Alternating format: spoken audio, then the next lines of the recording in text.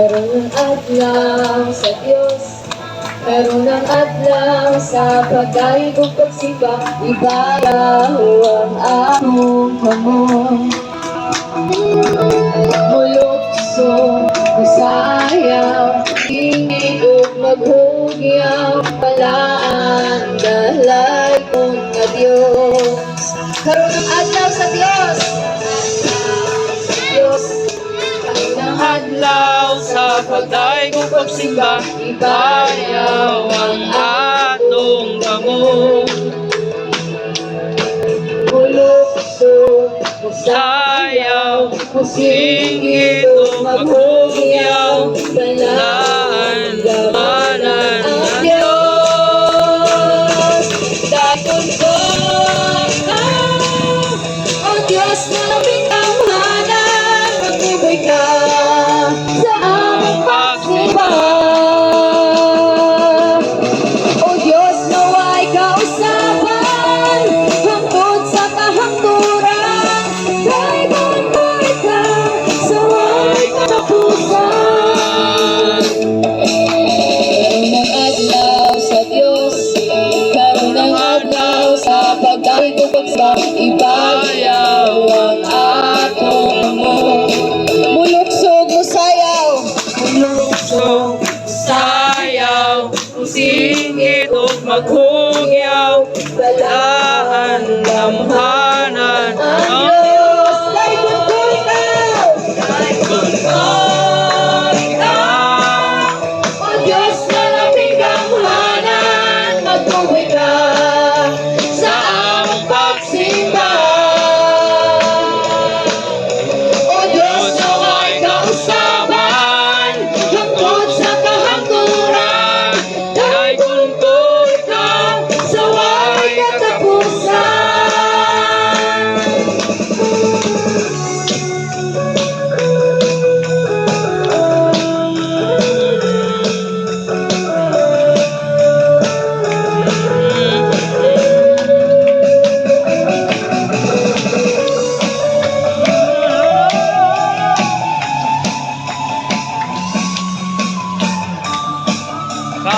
Tam. Ang dahil ng atong Diyos, mga isay.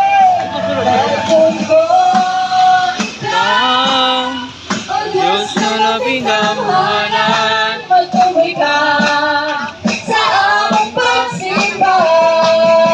Diyos na may kausapan, hangtod sa kahangturan, dahil kuntoy ikaw sa way katapusan. O Diyos, naway kausapan hangtod sa kahangturan, dahil kuntoy ikaw sa way katapusan.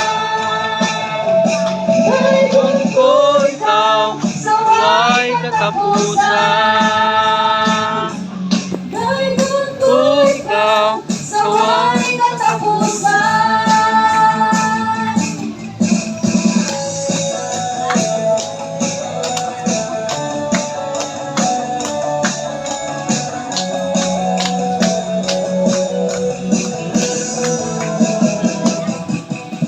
Hallelujah, sa palangpakan ang atong Diyos, mga igsoon.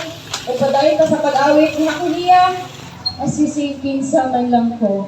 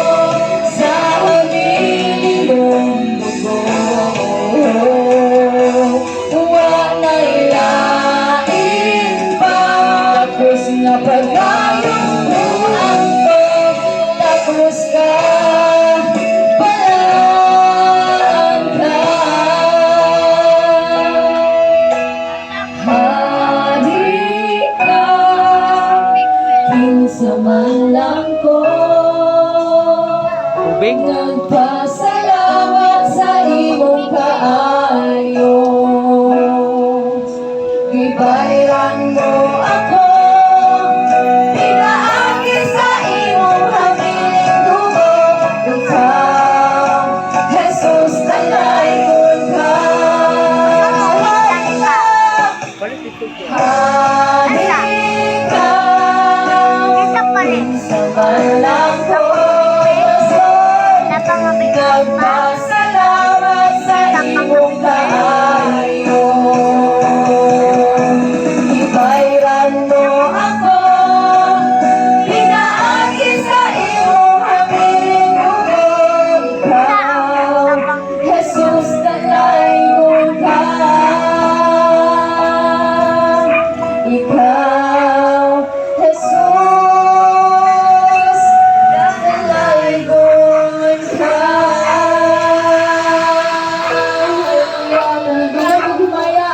Ako ibalik mo sa videos mga igsoon. Pagkalamig yun mo dahil sa Ginoo, dinitagdaan karon sa kahapulan. So once again, maayong hapon sa tanan. Buot na ko na ipambit kaninyo ang usa ka maayong nga balita sa mas kong ingon. Kaganina, dinitagdaan sa kahapunon, kay lagi arapod nga makadungog ka sa maayong balita kay sagad na itong madunggan nga balita, puros mga daotan nga balita. Korupsyon diya sa gobyerno, giyera sa langyaw na kanasuran, mga disgrasya diya sa kadalanan. So karon na kahaponon, amation nato ang maayong nga balita. Kay suunan ko ni kahaponon, adula ko'y pangutana diha kaninyo. Kung ikaw mutaliwan nining kahaponon, asa kaha ka paingon? Buot na po nga imong kamalandungan igsuon. Kung ikaw mutalikod nining kalibutana karon nga kahaponon, asa kaha ang imong padungnan? Dili siya madala o simpa ko lang ng mga pangutana. Tungod kay kini usa ka realidad.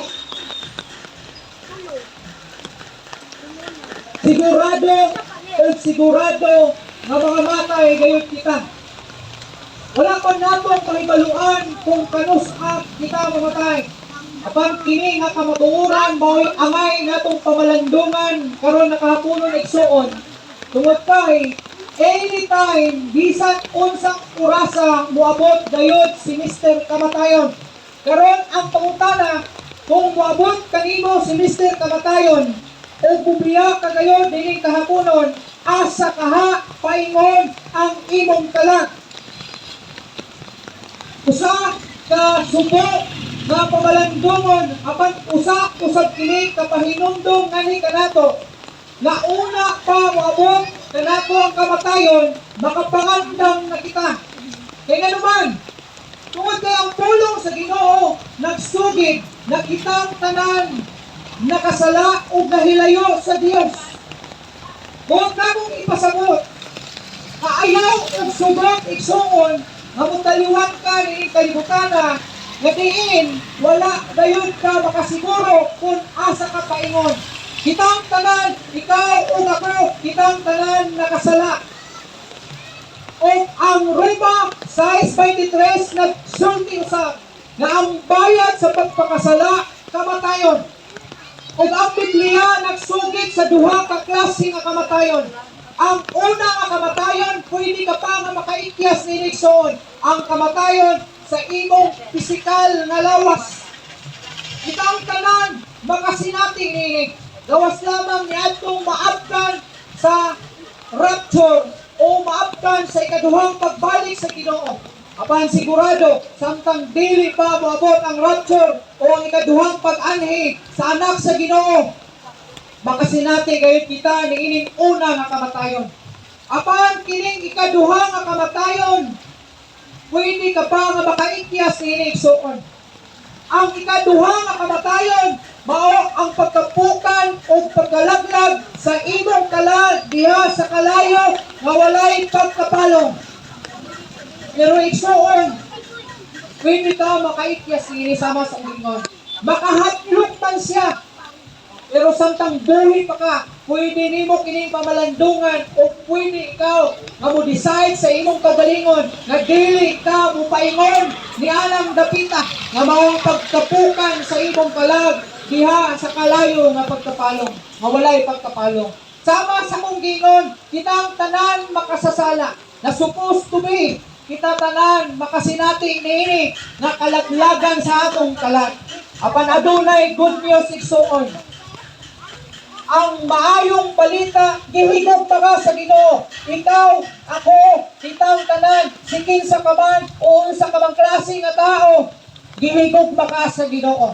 Kaping 2,000 na ka mga tungig ang milabay, gipadala sa Ginoo ang iyang bugtong anak na mao si Jesucristo, aron ang tanan nga muto kaniya dili mamatay kun dili makabaton og kinabuhing walay katapusan.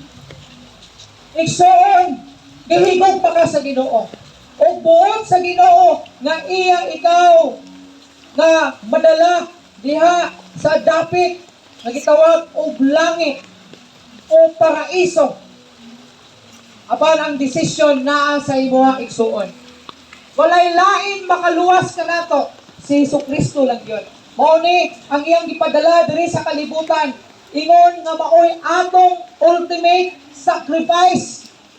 Adiin mo sakripisyo sa atong makasasala. Na supposed to be kita dapat ang mamatay, dili lang sa pisikal, apan sa espirituhanon. Apan si Jesus Christ, giula ang iyang dugo diha sa ibabaw sa cross aron kita mahugasan sa atong mga sala. Igsoon, simple lang ang imong buhaton. Tuuhan nimo si Jesucristo diha sa imong kinabuhi kay walay lain makaluwas kanimo. Dili ang imong pagkamaayong tao, ang imong pagkabuutan, ang imong pagkamanggihatagon, ang imong pagkamaabi-abihon, dili na makaluwas kanimo. Ang imong pagkareliyoso o palasimba, dili na makaluwas kanimo. Tungod kay walay lain makaluwas kanato, si Jesucristo lang yon. Kining giisutan nako ng mga pamatasan o kinaiya. Maangko nato ni, mapakita nato ni kung tinuod nga naa si Jesucristo diri sa ato ang kinabuhi.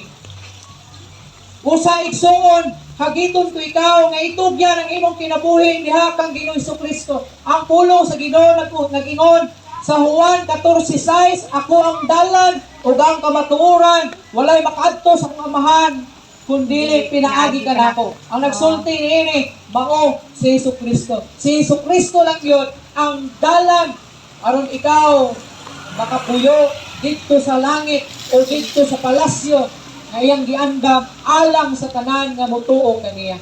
Ang pulong sa Ginoo nag-ingon sa Juan 1:12, sa tanan nga mudawat motuo sila gihatagan og katungod nga mahimong mga anak sa Dios. Tumo na simple lang ang imong buhaton, imong tuuhan ug imong tagaan og luna, imong ablihan ang imong kasing-kasing o pasudlon si Jesucristo diha sa imong kinabuhi. O human ikaw namutok kaniya, hinusuli ang imong mga sala. Kay ang pulong sa Ginoo nag-ingon sa unang Juan 1:9, akon ikaw maghinulsol sa imong sala, ang Dios magatuman o magpapas sa imong mga kasalanan.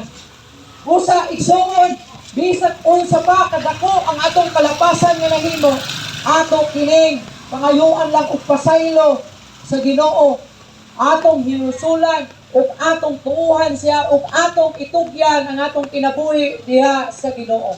Niining panahon karon na wala na'y kasiguruhan.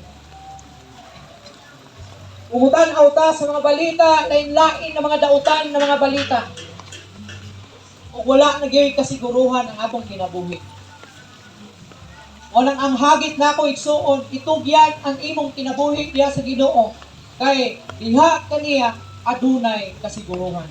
Igsuon, kung gibati nimo nga gituktok ka sa Ginoo diha sa imong kasing-kasing, igsuon ablihi o pasudla si Jesucristo diha sa imong kasing-kasing o sa imong kinabuhi. Pinaagi sa pagtuo o pagdawat nga na kaniya.